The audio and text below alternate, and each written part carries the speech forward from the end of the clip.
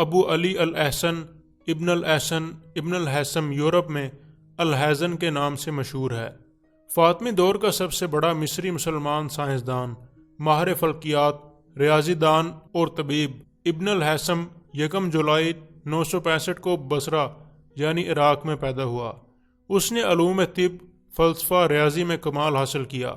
مصر کے فاطمی خلیفہ الحاکم نے اس کی شہرت سے متاثر ہو کر اسے مصر بلایا تاکہ اسوان کے قریب دریائے نیل پر ایک ڈیم بنانے کا منصوبہ تیار کرے، لیکن وہ یہ کام کسی وجہ سے پایہ تکمیل کو نہ پہنچا سکا۔ خلیفہ کے سامنے اس نے دماغ کی خرابی کا بہانہ کیے رکھا۔ الحاکم کے انتقال کے بعد اس نے اپنی تصانیف کی طرف توجہ دی اور علم حیت اور علم نور پر بنیادی سائنسی تحقیقات پیش کیں۔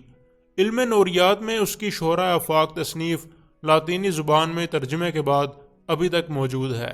بینائی سے متعلق انہوں نے یونانیوں کے غلط نظریات کو درست کیا اور بتایا کہ روشنی کی شعاعیں دیکھنے والی چیز سے آنکھوں کی جانب آتی ہیں، نہ کہ آنکھوں سے دیکھنے والی چیزوں کی جانب جاتی ہیں۔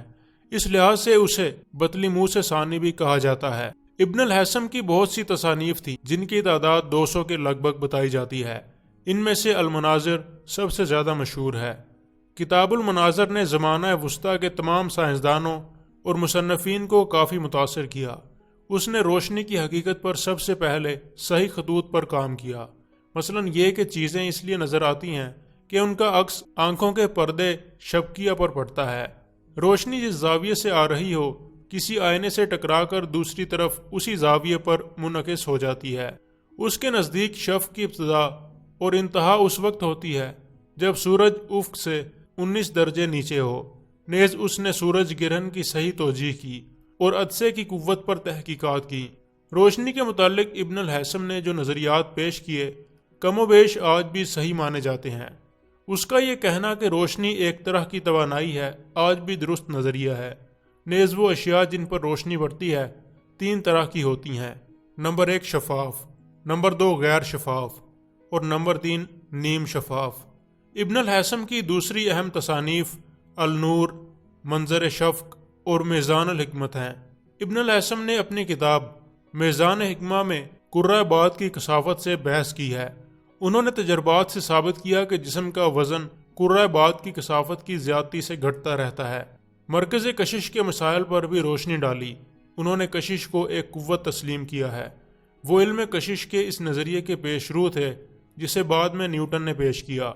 طبیعیاتی مناظر سے متعلق اس کی چند تصانیف کوس قزح، حالہ، مدار اور شملیسی شیشوں سے متعلق ہیں۔